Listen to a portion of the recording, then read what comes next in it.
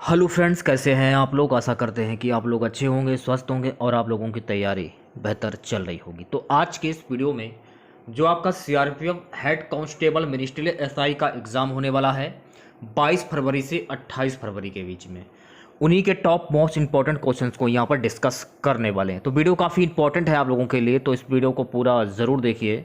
Video अच्छा लगे तो प्लीज़ वीडियो को लाइक और शेयर जरूर करें, और जिन बच्चों ने चैनल को सब्सक्राइब नहीं किया तो प्लीज़ चैनल को सब्सक्राइब करके नोटिफिकेशन बेल ऑन करना ना भूलें। तो चलिए स्टार्ट करते हैं आज का वीडियो। एक क्वेश्चन के लिए आपको 2 से 3 सेकंड का समय दिया जाएगा। 2 से 3 सेकंड के बाद मैं आंसर क्लियर कर दूंगा। तो आज के सेशन में पहला क्वेश्चन, सियाचिन ग्लेशियर किस राज्य में स्थित है? हिमाचल प्रदेश, उत्तराखंड, जम्मू कश्मीर, सिक्किम। सियाचिन ग्लेशियर जो है गाइस ये जम्मू कश्मीर में स्थित है, तो सी ऑप्शन करेक्ट हो जाए। महत्वपूर्ण फैक्ट जान लीजिए जो कि आपकी परीक्षा की दृष्टि से काफ़ी इंपॉर्टेंट है। सियाचिन ग्लेशियर लद्दाख का हिस्सा है जिसे अब केंद्र शासित प्रदेश में बदल दिया गया है। यह हिमालय के पहाड़ों में पूर्वी काराकोरम रेंज में स्थित है। तो ये कहाँ पर स्थित है? ये स्थित है पूर्वी काराकोरम रेंज में, इसलिए इसे तीसरा ध्रुव भी कहा जाता है। ये भी आपको ध्यान रखना है कि इसे तीसरा ध्रुव भी कहा जाता है। अगला क्वेश्चन, भक्त तुकाराम कौन से मुगल सम्राट के समकालीन थे? Babar, Akbar, Jahangir, Aurangzeb. C option correct हो जाएगा, ये जहांगीर के समकालीन थे। महत्वपूर्ण फैक्ट जान लीजिए, भक्त तुकाराम जहांगीर मुगल सम्राट के समकालीन थे। तुकाराम का काल 1608 से 1649 ईस्वी के मध्य माना जाता है। मराठा भक्त संतों में इनका महत्वपूर्ण स्थान है। मुगल शासकों में तुकाराम की कालावधि में 2 शासक हुए थे जो इस प्रकार हैं, जहांगीर 1605 से 1627, शाहजहां 1627 से 1657 ईस्वी तक। तुकाराम ने ईश्वर की भक्ति पर बल दिया तथा उसमें स्वयं को लीन कर लिया। चलिए बढ़ते हैं अगले क्वेश्चन की ओर। अगला क्वेश्चन है कि किसने महिलाओं के लिए वामाबोधि पत्रिका निकाली? Keshav Chandra Sen, Ishwar Chandra Vidyasagar, Raja Ram Mohan Roy, Debendranath Tagore. A option correct हो जाएगा, केशव चंद्र सेन।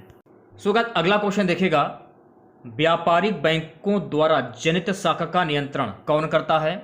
तो व्यापारिक बैंकों द्वारा जनित शाखा का नियंत्रण भारतीय रिजर्व बैंक करता है।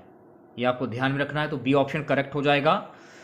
तो कुछ बातें हैं भारतीय रिजर्व बैंक के बारे में, उन्हें जान लीजिए। अगर पेपर में पूछा जाए कि भारतीय रिजर्व बैंक की स्थापना कब हुई थी, तो भारतीय रिजर्व बैंक की स्थापना 1 अप्रैल 1935 को कोलकाता में हुई थी।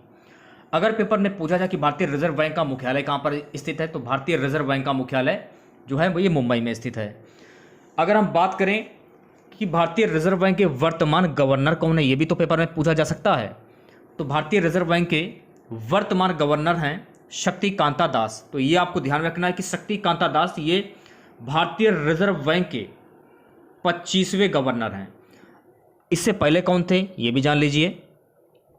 तो देखिए, इससे पहले जो थे वो थे उर्जित पटेल, वो भारतीय रिजर्व बैंक के 24वें गवर्नर थे। ये भी आपको ध्यान में रखना। तो इतनी चीज़ें जो हैं वो आपको ध्यान रखनी, जो कि आपकी परीक्षा की दृष्टि से काफ़ी इंपॉर्टेंट है।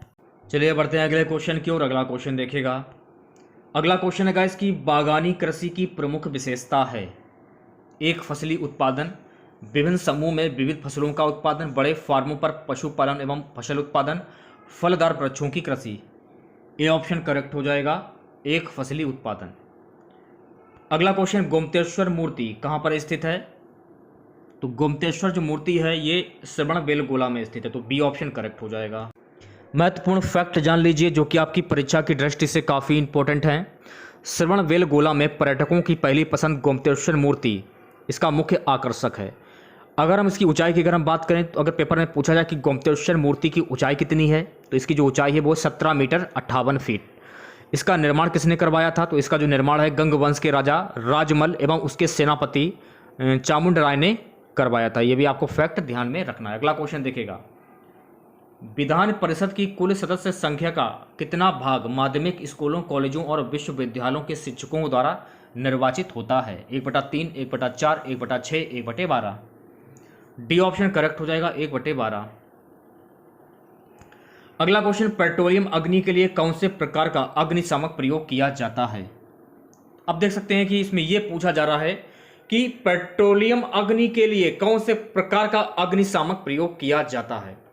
तो अगर ऑप्शन के तौर पे देखेंगे अगर आप लोग, तो ऑप्शन के तौर पे तो पाउडर प्रकार होगा, मान लीजिए अगर पेपर में यह क्वेश्चन पूछ लिया जाए कि पेट्रोलियम आग को बुझाने के लिए किस प्रकार के अग्निशामक यंत्र का उपयोग किया जाता है, तो आपको ध्यान में रखना है फोम प्रकार और पाउडर प्रकार का। ठीक है, ये आपको ध्यान में रखना है। दो प्रकार के हो गए, फोम प्रकार और पाउडर प्रकार। क्वेश्चंस को कुछ घुमा फिरा कर भी पूछा जा सकता है। क्वेश्चन ये भी पूछा जा सकता है कि पेट्रोलियम आग के लिए किस प्रकार के अग्निशामक का प्रयोग किया जाता है, तो आपको ध्यान में रखना है फोम टाइप झाग प्रकार, ये भी आपको ध्यान में रखना है। नेक्स्ट क्वेश्चन देखेगा।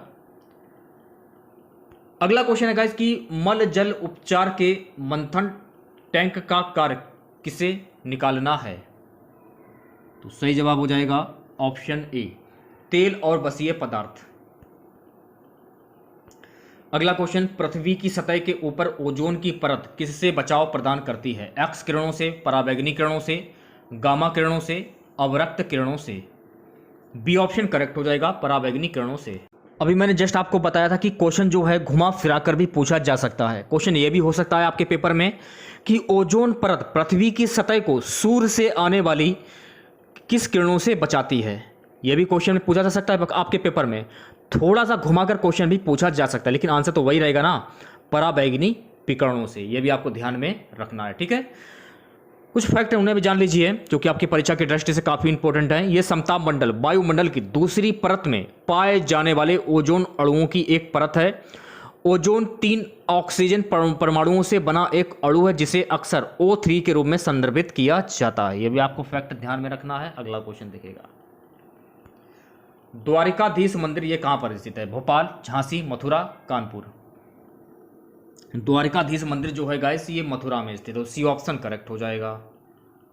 अगला क्वेश्चन, भारतीय राष्ट्रीय कांग्रेस के कहां पर आयोजित वार्षिक सत्र में पूर्ण स्वराज का संकल्प अपनाया गया था, मुंबई, लाहौर, कलकत्ता, मद्रास।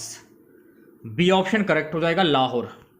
गाइस एक क्वेश्चन है जो काफ़ी हाईलाइट क्वेश्चन है, जो कि आपकी परीक्षा में काफ़ी बार पूछा भी जा चुका है। वर्ष 1929 में भारतीय राष्ट्रीय कांग्रेस का लाहौर अधिवेशन किसकी अध्यक्षता में हुआ था, जिसमें अंग्रेजों से पूर्ण स्वतंत्रता प्राप्त करने के लिए एक प्रस्ताव पारित किया गया था। जवाहरलाल नेहरू की अध्यक्षता में यह प्रस्ताव जो है वो पारित किया गया था। यह आपको ध्यान में रखना है।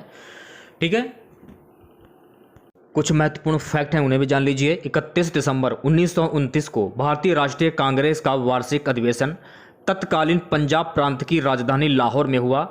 इस ऐतिहासिक अधिवेशन में कांग्रेस के पूर्ण स्वराज का घोषणा पत्र तैयार किया गया तथा पूर्ण स्वराज को कांग्रेस का मुख्य लक्ष्य घोषित किया गया और जवाहरलाल नेहरू इस अधिवेशन के अध्यक्ष चुने गए। चलिए बढ़ते हैं अगले क्वेश्चन की ओर।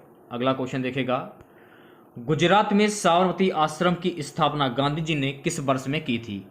अब देखिए अगर ऑप्शन के तौर पे देखेंगे तो ऑप्शन के तौर पे 1916 हो जाएगा। अगर हम राइट आंसर की अगर हम बात करें तो राइट आंसर हो जाएगा 1915 में, क्योंकि इस गुजरात में जो साबरमती आश्रम की स्थापना है ना, ये गांधी जी ने वर्ष 1915 में की थी। ये भी आपको ध्यान में रखना है। पेपर में ये क्वेश्चन जरूर पूछा जा सकता है कि सत्याग्रह आश्रम साबरमती आश्रम की स्थापना महात्मा गांधी जी ने 1915 में कहां पर की थी, तो आपको ध्यान में रखना है कि सत्याग्रह आश्रम साबरमती की स्थापना जो महात्मा गांधी जी ने 1915 में अहमदाबाद गुजरात में की थी। जनवरी 1915 में महात्मा गांधी भारत आए और उन्होंने अहमदाबाद गुजरात में सत्याग्रह आश्रम की स्थापना की। इसे बाद में साबरमती नदी के किनारे स्थानांतरित कर दिया गया। इसने भारतीय राजनीतिक परिदृश्य में गांधीवादी युग की शुरुआत भी की थी। ये भी फैक्ट आपको ध्यान में रखना है। ठीक है, अगला क्वेश्चन देखेगा। अगला क्वेश्चन है गाइस, किसने यह आह्वान किया कि पुनः वेदों को अपनाएं। किसने यह आह्वान किया था कि पुनः वेदों को अपनाएं, तो सही जवाब हो जाएगा ऑप्शन डी, दयानंद सरस्वती। एक क्वेश्चन पूछ लिया जाता है कि आर्य समाज की स्थापना किसने की थी, तो देखिए आर्य समाज की स्थापना दयानंद सरस्वती ने की थी। यह भी क्वेश्चन पेपर में पूछा जा सकता है। पेपर में यह भी पूछा जा सकता है कि आर्य समाज की स्थापना किस वर्ष में हुई थी, तो आर्य समाज की स्थापना 10 अप्रैल 1875 को दयानंद सरस्वती के द्वारा की गई थी। यह भी आपको ध्यान में रखना है। दूसरी बात, आर्य समाज इस मान्यता का पालन करता है कि केवल एक ही ईश्वर है और उसकी मूर्ति पूजा उचित नहीं है। आर्य समाज अभियोजन को बढ़ावा देने वाला पहला हिंदू संगठन था। यह भी आपको फैक्ट ध्यान में रखना है। कुछ और भी फैक्ट हैं, जैसे कि राजा राम मोहन राय हुए, स्वामी विवेकानंद हुए, इनके बारे में भी जान लीजिए। सबसे पहले हम जानेंगे राजा राम मोहन राय के बारे में। देखिए, ब्रह्म समाज की जो स्थापना है वो राजा राम मोहन राय ने की थी, ये भी आपको फैक्ट ध्यान में रखना है। और स्वामी विवेकानंद की अगर हम बात करें तो स्वामी विवेकानंद वह एक भारतीय हिंदू भिक्षु थे जो 18वीं शताब्दी से 20वीं शताब्दी के प्रारंभ तक रहे। वह 19वीं शताब्दी में भारतीय रहस्यवादी रामकृष्ण के करीबी अनुयायी थे, ये भी आपको फैक्ट ध्यान में रखना है। ठीक है, अगला क्वेश्चन देखेगा, रावत भाटा परमाणु विद्युत संयंत्र कहां पर स्थित है? सही जवाब हो जाएगा राजस्थान में, ऑप्शन डी करेक्ट हो जाएगा। अगर पेपर में पूछा जाए कि राजस्थान में रावत भाटा परमाणु ऊर्जा संयंत्र को किस देश के सहयोग से स्थापित किया गया है, तो आपको ध्यान में रखना है कि कनाडा के सहयोग से स्थापित किया गया है। राजस्थान में स्थित रावत भाटा परमाणु ऊर्जा स्टेशन की जो स्थापना है ये 1975 में हुई थी। अगर पेपर में पूछा जाए कि रावत भाटा परमाणु ऊर्जा स्टेशन की स्थापना कब हुई थी, तो 1975 में हुई थी। ये भारत का दूसरा परमाणु ऊर्जा संयंत्र है। भारत का पहला प्रमुख परमाणु ऊर्जा संयंत्र तारापुर, महाराष्ट्र 1969 में स्थापित है। रावत भाटा परमाणु ऊर्जा संयंत्र 1240 मेगावाट क्षमता वाला परमाणु संयंत्र है, ये भी आपको फैक्ट ध्यान में रखना है। और जो तारापुर जो है ये परमाणु संयंत्र की स्थापना संयुक्त राज्य अमेरिका की सहायता से की गई थी, ये भी फैक्ट आपको ध्यान में रखना है। अगला क्वेश्चन देखेगा, पाब्लो पिकासो कहां का प्रसिद्ध चित्रकार था? Germany, Greece, Spain, Italy. C option correct हो जाएगा, स्पेन का प्रसिद्ध चित्रकार था। अगला क्वेश्चन, परमाणु शक्ति संपन्न राष्ट्रों में भारत विश्व में कौन सा स्थान रखता है? 5वां, 6वां, 7वां, 8वां। बी ऑप्शन करेक्ट हो जाएगा, 6वां स्थान रखता है। चलिए बढ़ते हैं नेक्स्ट क्वेश्चन की ओर। अगला क्वेश्चन देखेगा, निम्नलिखित में से कौन सी ग्रीन हाउस गैस नहीं है? सही जवाब हो जाएगा नाइट्रोजन जो है ये ग्रीन हाउस गैस नहीं है। देखिए गाइस, आपको एक बात ध्यान में रखनी है कि ग्रीन हाउस प्रभाव के लिए जिम्मेदार मुख्य गैसों में carbon dioxide, methane, nitrous oxide और जल वाष्प जो सभी प्राकृतिक रूप से होते हैं, ये भी आपको ध्यान में रखना है। ठीक है, अगला क्वेश्चन देखिएगा, कहां काम करने वाले व्यक्तियों को ब्लैक लंग रोग हो जाता है? कोयला खान में काम करने वालों को ब्लैक लंग रोग जो है वो हो जाता है, तो डी ऑप्शन करेक्ट हो जाएगा। अगला क्वेश्चन देखेगा, तत्वरंजनी सभा, तत्वबोधिनी सभा एवं तत्वबोधिनी पत्रिका जो है ये किससे संबंधित है? देवेंद्रनाथ टैगोर, ईश्वर चंद्र विद्यासागर, रविन्द्रनाथ टैगोर, बंकिम चंद्र चटर्जी। ए ऑप्शन करेक्ट हो जाएगा, देवेंद्रनाथ टैगोर। महत्वपूर्ण फैक्ट जान लीजिए, तत्वबोधिनी सभा की स्थापना देवेंद्रनाथ ठाकुर ने कलकत्ता में 6 अक्टूबर 1839 को की थी। अगर पेपर में पूछा जाए कि तत्वरंजनी सभा की जो स्थापना है ये कब की गई थी, तो 6 अक्टूबर 1839 को कोलकाता में की गई थी। इस सभा का उद्देश्य धार्मिक विषयों पर चिंतन तथा उपनिषदों के सार का प्रचार करना था। आरंभ में इसका नाम तत्वरंजनी सभा था और यह ब्रह्म समाज से टूटकर अलग हुए लोगों द्वारा स्थापित एक संघ था। तो गाइस, अगला क्वेश्चन देखेगा, आकाश किस कारण से नीला होता है? आकाश जो है वायुमंडल में सूर्य के प्रकाश के लघुत्तर तरंग दैर्घ्य का प्रकीर्णन होता है, तो सी ऑप्शन करेक्ट हो जाएगा। महत्वपूर्ण फैक्ट जान लीजिए, नीला रंग अधिक प्रकीर्णन होता है और इसलिए आकाश नीला दिखाई देता है। नीले रंग के अधिक प्रकीर्णन का कारण यह है कि नीले प्रकाश की तरंग दैर्घ्य अन्य प्रकाश की तुलना में कम होती है, तो नीला प्रकाश पृथ्वी के वायुमंडल में हवा के छोटे अणुओं द्वारा सभी दिशाओं में प्रकीर्णित होता है, इसी कारण आकाश नीला दिखाई देता है। अगला क्वेश्चन देखेगा, धातु की चायदानियों में लकड़ी के हैंडल क्यों लगे होते हैं? ऑप्शन ए करेक्ट हो जाएगा, लकड़ी ऊष्मा की कुचालक होती है। अगला क्वेश्चन, मुक्त विश्वविद्यालय की स्थापना का विचार सर्वप्रथम किसने दिया?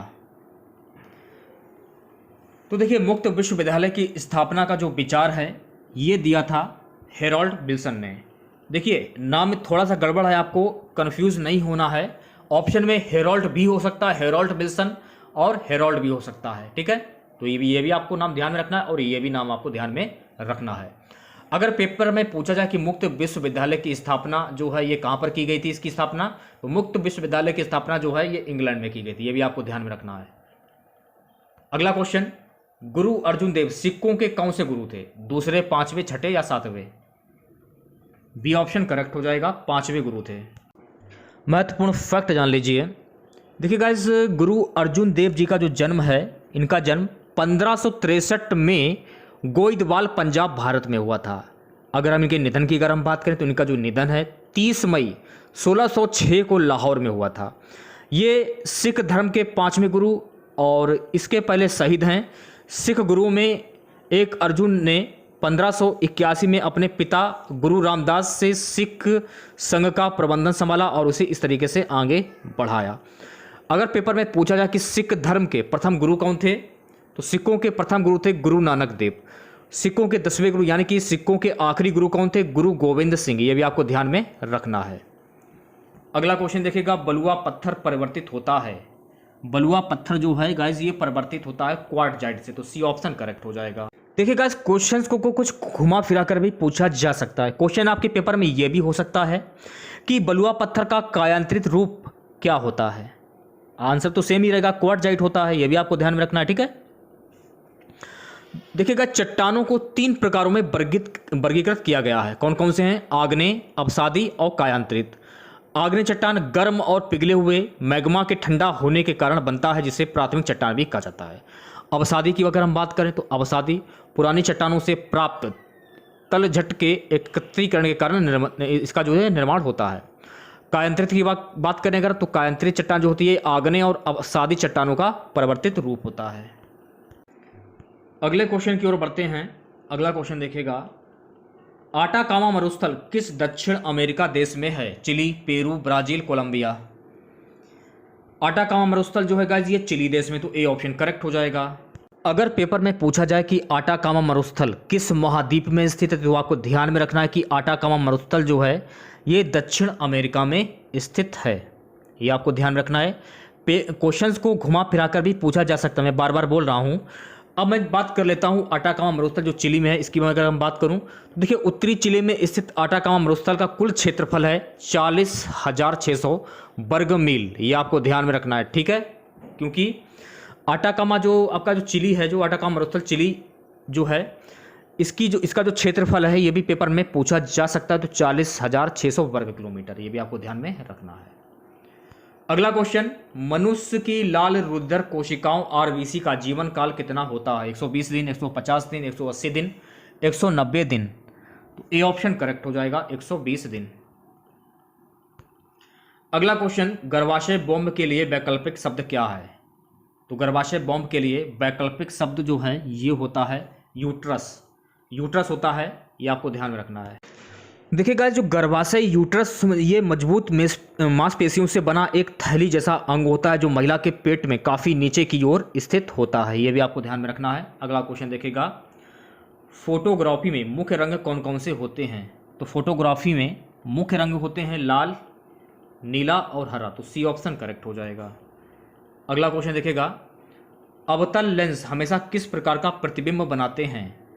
अवतल लेंस जो है ये आभासी प्रतिबिंब बनाते हैं, तो बी ऑप्शन करेक्ट हो जाएगा। अगला क्वेश्चन है, निम्न में से किसने सर्वप्रथम प्रेस सेंसरशिप लागू की थी? ये लागू की थी वेलेजली ने, तो ए ऑप्शन करेक्ट हो जाएगा। नेक्स्ट क्वेश्चन देखेगा, अगला क्वेश्चन है गाइस, काले वस्त्रों के मुकाबले श्वेत वस्त्र शीतल क्यों होते हैं?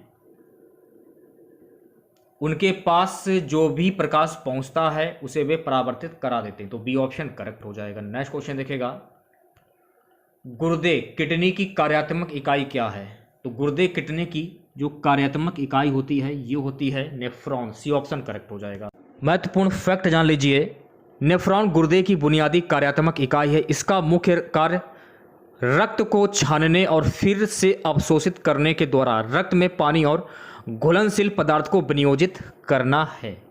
अगला क्वेश्चन देखिएगा, हमारे शरीर में त्वचा की सतह के नीचे मौजूद वसा किसके विरुद्ध अवरोधक का कार्य करती है? सही जवाब हो जाएगा ऑप्शन ए, शरीर से ऊष्मा की क्षति। महत्वपूर्ण फैक्ट जान लीजिए, हमारे शरीर में त्वचा तल के नीचे विद्यमान वसा शरीर की ऊष्मा के क्षय के विरुद्ध अवरोधक का कार्य करती है, अर्थात ये शरीर के ताप को बाहर निकालने से रोकती है और शरीर को वातावरणीय ताप के प्रभाव से बचाती है। अगला क्वेश्चन देखिएगा, अगला क्वेश्चन है कि प्रिंस ऑफ पिलग्रिम्स नाम किसे प्रदान किया गया था? प्रिंस ऑफ पिलग्रिम्स नाम किसे प्रदान किया गया था? ये नाम जो है ये प्रदान किया गया था हैंसोंग को। तो सी ऑप्शन करेक्ट हो जाएगा। महत्वपूर्ण फैक्ट जान लीजिए। प्रसिद्ध चीनी यात्री तीर्थ यात्रियों के राजकुमार हैंसोंग एक बौद्ध विद्वान थे जिन्होंने 7वीं शताब्दी ईस्वी 630 से 644 ईस्वी में भारत का दौरा किया था। वह बुद्ध के जीवन से जुड़े सभी स्थानों का दौरा करने, बौद्ध दर्शन के अपने ज्ञान को आगे बढ़ाने और बौद्ध पांडुलिपियों को इकट्ठा करने के लिए भारत आया था। इस तीर्थ यात्रियों के राजकुमार के लेखन से इतिहासकारों को उन दिनों की राजनीतिक, सामाजिक, आर्थिक और धार्मिक स्थितियों और विशेष रूप से विभिन्न राज्यों में बौद्ध धर्म की स्थिति के बारे में बहुत प्रमाणित जानकारी मिलती है। अगला क्वेश्चन देखिएगा। निम्नलिखित में से द्रविड़ कजगम के संस्थापक कौन थे? ये ऑप्शन करेक्ट हो जाएगा, पेरियार ईवी रामास्वामी नायकर। महत्वपूर्ण फैक्ट जान लीजिए। पेरियार ई स्वामी रामास्वामी नायकर द्वारा 27 अगस्त 1944 को स्थापित द्रविड़ कजगम के एक सामाजिक आंदोलन था। इसका मुख्य लक्ष्य जाति व्यवस्था को जड़ से खत्म करना और द्रविड़ पर लगाई गई ऐन स्थिति को हटाना था। अगला क्वेश्चन देखेगा। निम्नलिखित में सबसे बाद में क्या हुआ? निम्नलिखित में सबसे बाद में क्या हुआ था, ये क्वेश्चन में पूछा जा रहा है। तो बी ऑप्शन करेक्ट हो जाएगा, बंगाल का विभाजन। ठीक है। अगर हम बात करें हड़प नीति की, तो हड़प नीति जो है ये 1848 ईस्वी में, स्थायी बंदोबस्त 1793 ईस्वी में, बंगाल का विभाजन 1905 ईस्वी में, सहायक संधि हुई थी 1700, शायद हमारे ख्याल में क्या लिखा हुआ है, सहायक संधि ये 1798 ईस्वी में हुई थी। यहाँ पर एक क्वेश्चन और पूछा जा सकता है, अगर पेपर में पूछा जाए कि सहायक संधि प्रणाली जो है किसके द्वारा शुरू की गई थी, तो लॉर्ड वेलेजली के द्वारा सहायक संधि शुरू की गई थी। अगला क्वेश्चन देखेगा। अशोक के शिलालेखों में प्राकृत भाषा है, तो सही जवाब हो जाएगा ऑप्शन बी, प्राकृत। यहाँ से देखिए एक क्वेश्चन पूछा जा सकता है कि अशोक के शिलालेखों की खोज किसने की थी, तो आपको ध्यान रखना है कि अशोक के शिलालेखों की खोज वर्ष 1837 ईस्वी में जेम्स प्रिसेप नामक विद्वान ने की थी। ये आपको ध्यान में रखना है। और लगभग अशोक के 40 अभिलेख प्राप्त हो चुके हैं, ये भी आपको ध्यान में रखना है। ठीक है। अगर पेपर में पूछा जाए कि अशोक ने कलिंग पर आक्रमण कब किया था, तो देखिए अशोक ने कलिंग पर आक्रमण जो है अपने राज्याभिषेक के 8वें वर्ष 261 ईस्वी पूर्व में किया था। और एक बात और आपको ध्यान में रखनी है कि कलिंग पर आक्रमण के बाद अशोक ने बौद्ध धर्म को अपना लिया था। सो गाइस अगला क्वेश्चन देखेगा। कृष्ण क्रांति का संबंध किससे है? कृष्ण क्रांति का संबंध खनिज तेल उत्पादन से, तो बी ऑप्शन करेक्ट हो जाएगा। अगला क्वेश्चन देखेगा। निम्नलिखित में से वह व्यक्ति कौन है जो चिकित्सक नहीं थे? सी ऑप्शन करेक्ट हो जाएगा, चारवाक। क्वेश्चन देखेगा। भारत के भौगोलिक मानचित्र कौन तैयार करता है? तो भारत के भौगोलिक मानचित्र जो हैं ये तैयार करता है भारतीय सर्वेक्षण। अगर पेपर में पूछा जाए कि भारतीय सर्वेक्षण की स्थापना कब हुई थी, भारतीय सर्वेक्षण की स्थापना वर्ष 1767 में हुई थी। इसका मुख्यालय कहाँ पर है? इसका जो मुख्यालय है ये देहरादून में, ये भी आपको ध्यान में रखना है। अगला क्वेश्चन देखेगा। हरियाणा में सुविख्यात पक्षी विहार कौन सा है? सुल्तानपुर, भरतपुर, राजाजी, सरिस्का। हरियाणा में सुविख्यात पक्षी विहार सुल्तानपुर में, तो ए ऑप्शन करेक्ट हो जाएगा। अगला क्वेश्चन देखेगा। आकस्मिक बाढ़ का संबंध किससे है? तो सही जवाब हो जाएगा ऑप्शन सी, सुनामी से। अगला क्वेश्चन। भारत का सबसे बड़ा संघ शासित राज्य क्षेत्र कौन सा है? तो भारत का सबसे बड़ा संघ शासित राज्य क्षेत्र है अंडमान और निकोबार द्वीप समूह, सी ऑप्शन करेक्ट हो जाएगा। अगला क्वेश्चन देखेगा। निम्नलिखित में से कौन रुद्राहारी है? सही जवाब हो जाएगा ऑप्शन सी, मच्छर। अगला क्वेश्चन। एक बाइट किसके बराबर होता है? तो एक बाइट जो है गाइस ये होता है 8 बिट्स के बराबर, ए ऑप्शन करेक्ट हो जाएगा। अगला क्वेश्चन देखेगा। अगला क्वेश्चन है गाइस कि भाप अंगार गैस किसका मिश्रण होती है? तो भाप अंगार गैस ये कार्बन मोनोऑक्साइड और हाइड्रोजन की मिश्रण होती है, तो सी ऑप्शन करेक्ट हो जाएगा। अगला क्वेश्चन देखेगा। पीतल किससे बनता है? अगर मैं ऑप्शन की अगर मैं बात करूं तो ऑप्शन के तौर पे तो हो जाएगा तांबा और जिंक। अगर एक ऑप्शन है कि तांबा जस्ता, पीतल जो है तांबा जस्ता से भी बनता है। अगर ऑप्शन में तांबा जस्ता दिया जाए तो आप इस पर भी टिक कर सकते हैं। महत्वपूर्ण फैक्ट जान लीजिए। पीतल एक मिश्र धातु है जो तांबे और जस्ते को मिलाकर बनाई जाती है। तांबे और जस्ते के विभिन्न अनुपातों से विभिन्न प्रकार के विभिन्न गुणों वाले पीतल बनाए जा सकते हैं। इसमें कांसा अथवा जस्ते की तुलना में अधिक लचीलापन होता है और उसका गलनांक अपेक्षाकृत कम 900 से 940 डिग्री सेल्सियस होता है। अगला क्वेश्चन देखेगा, अकबरनामा किसने लिखा? अकबरनामा जो है गाइस ये अबुल फलज ने लिखा था। देखिए यहाँ से 3 क्वेश्चन पूछे जा सकते हैं अकबर के बारे में। अगर पेपर में पूछा जाए कि बुलंद दरवाजा का निर्माण किसने करवाया था, तो आपको ध्यान में रखना है कि बुलंद दरवाजा का निर्माण अकबर ने करवाया था। अगर पेपर में पूछा जाए कि दीन-ए-इलाही की स्थापना किसने की थी, तो आपको ध्यान में रखना है कि दीन-ए-इलाही की स्थापना अकबर ने की थी। ये भी क्वेश्चन पूछा जा सकता है पेपर में कि दीन-ए-इलाही की स्थापना कब हुई थी, तो दीन-ए-इलाही की स्थापना 1582 ईस्वी में मुगल सम्राट अकबर के द्वारा की गई थी। आज का हमारा सबसे लास्ट क्वेश्चन रहेगा कि डॉस का पूर्ण रूप क्या होता है? तो डॉस का पूर्ण रूप होता है डिस्क ऑपरेटिंग सिस्टम। तो सी ऑप्शन करेक्ट हो जाएगा। तो आज के इस वीडियो में बस इतना ही। आशा करते हैं कि आज का वीडियो आप लोगों को पसंद आया होगा।